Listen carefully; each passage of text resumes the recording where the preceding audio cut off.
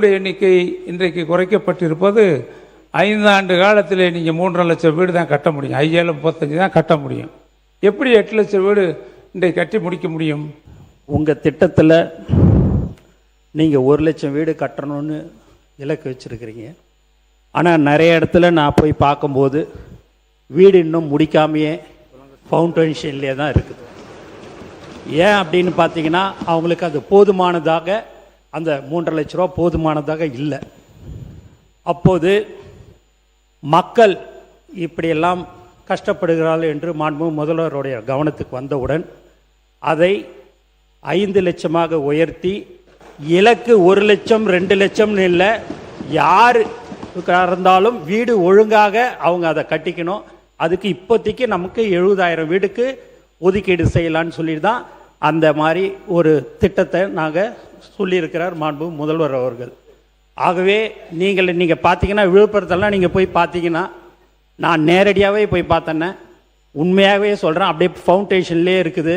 எங்களுக்கு வேறு வழி இல்லாமல் நாங்கள் அந்த பழைய இடத்துலையே தான், நாங்கள் குடிசை வீட்டில் தான் நாங்கள் இருக்கிறோன்றதை சொல்லியிருக்கிறாங்க. 66,850 வீடுகளுக்கு மாவட்ட ஆட்சியர்களால் நிர்வாக அனுமதி வழங்கப்பட்டது. அதில் 35,126 வீடுகளுக்கு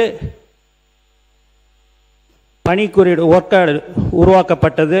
தற்போது 17,116 வீடுகள் பல்வேறு நிலைகளில் முன்னேற்றத்தில் உள்ளன. இந்த வீடுகளுக்கு கட்டுமானத்தில் நிலை அடிப்படையில் தொகை விடுவிக்கப்படும். ரூபாய் 375 கோடி நிதி விடுவிக்கப்பட்டுள்ளது என்பதை இந்த நேரத்தில் தெரிவிச்சுகிறேன். மாண்புமிகு உறுப்பினர், மாண்புமிகு பேரவைத் தலைவர் அவர்களே, நான் மாண்புமிகு உள்ளாட்சித்துறை அமைச்சர்களுக்கு தெரிவிப்பது, முதல் ஆண்டிலே 1 லட்சம் வீடு கட்டி முடிச்சிட்டோம். 2வது ஆண்டிலே கிட்டத்தட்ட 80% பணிகள் முடிவடைந்து விட்டது. நீங்கள் பார்க்கலாம், கிட்டத்தட்ட 80,000 வீடுகள் கட்டி முடிக்கப்பட்டு விட்டது. இப்போ நாங்கள் அறிவித்தது 26ல் 1 லட்சம் வீடு அறிவித்தோம். நீங்கள் அதைத்தான் பார்த்துருக்கீங்க. ஃபவுண்டேஷன் நாங்கள் அறிவித்ததுனால அதில் பயன்பெறக்கூடியவர்கள் அவர்கள் ஃபவுண்டேஷன் போட்ட உடனே முதல் தவணை வழங்குவோம். ஃபவுண்டேஷன் போட்ட உடனே முதல் தவணை வழங்குவோம். லிஃப்ட்டுக்கு, அதாவது இருக்கக்கூடிய லிண்டலுக்கு வந்த உடனே 2வது தவணை வழங்குவோம்.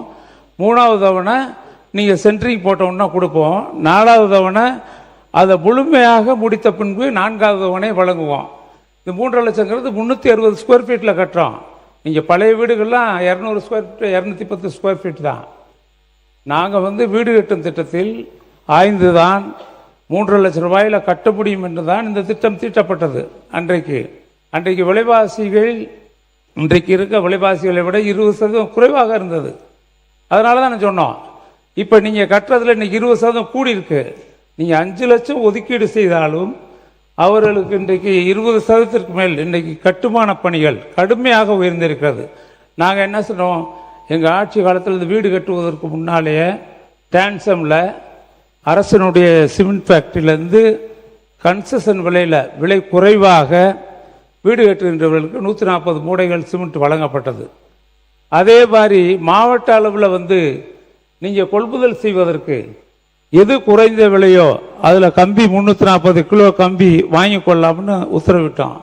அன்றைக்கி பார்த்தீங்கன்னா எம்சான்லாம் பார்த்தீங்கன்னா 2,000 ரூபா தான் இருந்துச்சு. நான் முதல் வருஷம் 1 லட்சம் வீடு கொடுக்கல 2,000 இருந்துச்சு.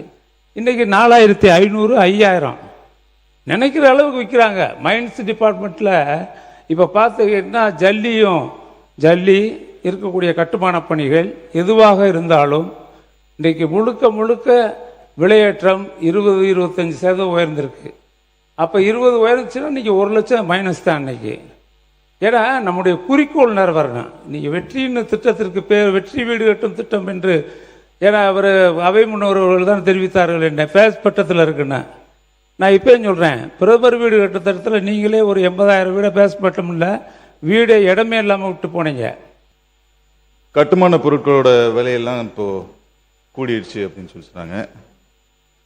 தயவு செஞ்சு ஒரு சின்ன கேள்வி மட்டும் ஐயா பதில் சொன்னால் நல்லாயிருக்கும். போன வருஷம் தமிழ்நாடு கவர்மெண்ட்டில் ரெக்கார்டான டேட்டா இது.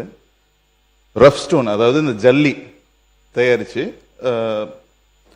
தயாரிக்கப்பட்டது 13.22 கோடி மெட்ரிக் டன். இதுதான் நம்ம அரசில் பதிவாயிருக்கு. இவ்வளவுக்கு தான் ஃபீஸ் கட்டியிருக்காங்க. ஆனால் பயன்படுத்தப்பட்டது 85 கோடி மெட்ரிக் டன். அது எங்கேருந்து வந்துச்சு?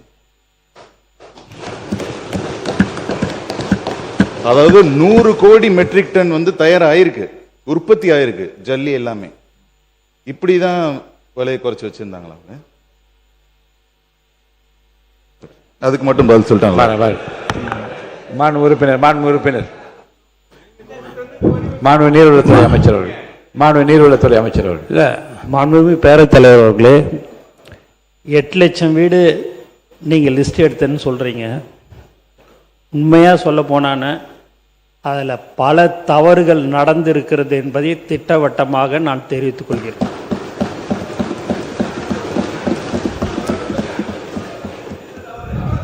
இல்லை, நீங்கள் லிஸ்ட்டு வீடு இல்லாதவங்களுக்கு தான் நம்ம அந்த வீடு கட்டும் திட்டம். வீடு வச்சிருக்கிறவங்களுக்கே நீங்கள் வீடை வந்து கொடுத்துருங்க. அது நீங்கள் கேட்டிங்கன்னா நான் அந்த லிஸ்ட்டு கொடுத்துட்றேன். சரி, இல்லை, நான் அதுதான் சொல்கிறேன். ஏன்னா அண்ணன் வந்து பல முறை சட்டமன்ற உறுப்பினராக 3 முறை வந்து அமைச்சராக இருந்திருக்கிறாரு. அவர் பேசும்போது நாங்கள் குறுக்கிடக்கூடாதுன்னு சொல்லி தான் இருந்தோம். இருந்தாலும் நீங்கள் வந்து 8 லட்சம் பேர் லிஸ்ட்டெல்லாம் நீங்கள் சொல்கிறதுனால நான் உங்களுக்கு யார் யாருக்கு நீங்கள் வீடு இருக்கிறவங்களுக்கே நீங்கள் அந்த திட்டத்தில் நீங்கள் பணம்லாம் ஒதுக்கிட்டு இருக்கிறீங்கிற லிஸ்ட்டும் உங்களுக்கு நான் கொடுக்குறேன் என்பதை தெரிவிச்சுக்கிறேன். மாண்பு உறுப்பினர் நீங்கள் பேசுங்க. மாண்புமிகு பேரவைத்தலைவர்களே, மாண்புமிகு அமைச்சர் அவர்கள் வீடு இருக்கின்றவர்களுக்கும் வீடு கொடுத்திருக்கிறோம் என்று சொல்லியிருக்கிறார்கள். அதே சமயத்தில் நீங்கள் அதாவது எந்த ஒரு திட்டமாக இருந்தாலும் தவறு இருக்கலாம், அதுக்காக வேண்டிய திட்டத்தை நிறுத்திட முடியாது. இருக்கக்கூடிய அலுவலர்கள் போய் அவங்க வந்து சோதிக்க அலுவலர்கள் நேரடியாக தேர்வு அவங்க தான் தேர்வு செய்கிறாங்க. நான் ஒன்றே ஒன்று உங்களுக்கு சொல்லிடுறேன்.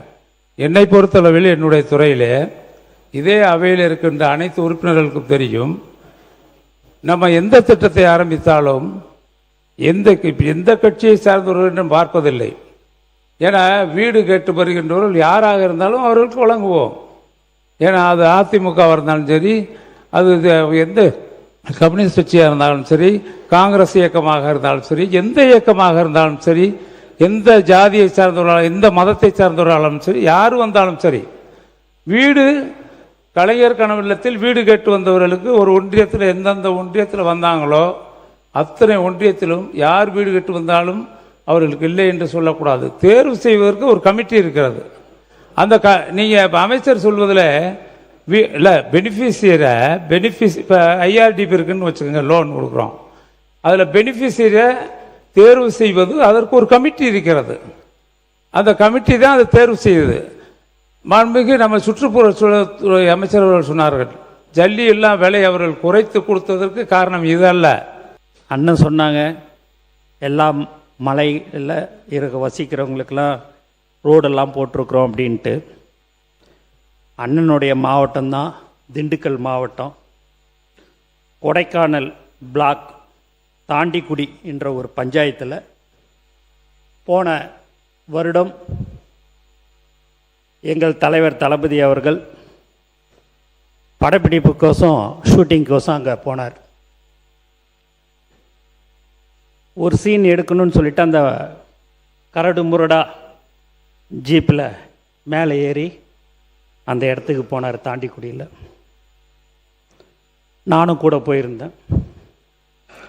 ஆனால் கீழே வரும்போது அவர் 1 மணி நேரம் தனியாக நடந்து வந்தார். வந்த உடனே 15 வருஷமாக அந்த இடத்துல ரோடு வசதி இல்லை. நம்ம சொந்த செலவில் இந்த ரோடு ஒரு 254 பேர் தான் அங்கே வாழ்ந்து கொண்டு இருக்கிறார்கள். அதனால் ரோடு போடலை, நம்ம சொந்த செலவில் போட்டுடலாமான்னு. நம்மளை பேனர் வைக்கவே விடலை. நம்மளை எங்கே போய் இந்த ரோடு போடுறதுக்கு விடுவாங்க சார் அப்படின்னு. நம்மளுடைய ஆட்சி கண்டிப்பாக வந்துடும் சார், வந்த உடனே போட்டுடலாம் அப்படின்னு சொன்ன சிரிச்சார். நான் பதவியேற்று 5வது நாள் முதலமைச்சர் அலுவலகத்திலேருந்து ஒரு நோட் ஷீட் வருது. என்னான்னு பார்த்தீங்கன்னா, அந்த தாண்டிக்குடி கிராமத்துக்கு ரோடு போடணும்னு சொல்லிட்டு போன வருஷம் மே மாதத்தில் சொன்னதை நினப்பு வச்சுக்கின்னு நான் அதை மறந்துட்டேன். எங்களுடைய முதலமைச்சர் அவர்கள் வந்த 5வது நாட்களே அதை போடுறதுக்கு சொன்னார். இன்றைக்கே சுமார் 5 கோடி ரூபாய் ஒதுக்கீடு செய்யப்பட்டு இன்று வேலை ஆரம்பிக்கப்பட்டிருக்குது என்பதை இந்த அவையில் நான் தெரிவித்துக் கொள்கிறேன். மாண்பு உறுப்பினர் அவங்க பேசுகிறாங்க. அவங்க மூலமாக அவங்க பேசுகிறாங்கல்ல, அவங்க பேசும்போது நீங்கள் வருங்க. அவங்க பேசுகிறாங்க உறுப்பினர், அவங்க நீங்கள் பேசுங்க. இல்லை அவங்க மூலமாக அவங்க மூலம் பேசுகிற உங்கள் உறுப்பினர் தானே பேசுகிறாங்க, பேசட்டும். இல்லை அதாவது இப்படி மாண்புமிகு அமைச்சர் அவர்கள் சொன்னது கூடம் நகர் என்று ஒரு நகர் ஏதோ ஒரு பகுதியில் இருக்கிறது. நான் சொல்ல பிரதான சாலை கிடையாது, தாண்டிக்குடியில் அது ஒரு பிரதான சாலை கிடையாது. கூடம் நகர் இல்லை, அது இல்லை. கூடம் நகருக்கு கூடம் நகருக்கு நாங்கள் பண ஒதுக்கீடு செய்து அதுக்காக ஒதுக்கிய பணத்தை அந்த டெண்டர் எடுத்தவர் இறந்து விட்டார். இறந்து விட்டதற்கு பின்னால் வீரகுமார்னு இறந்துட்டார்.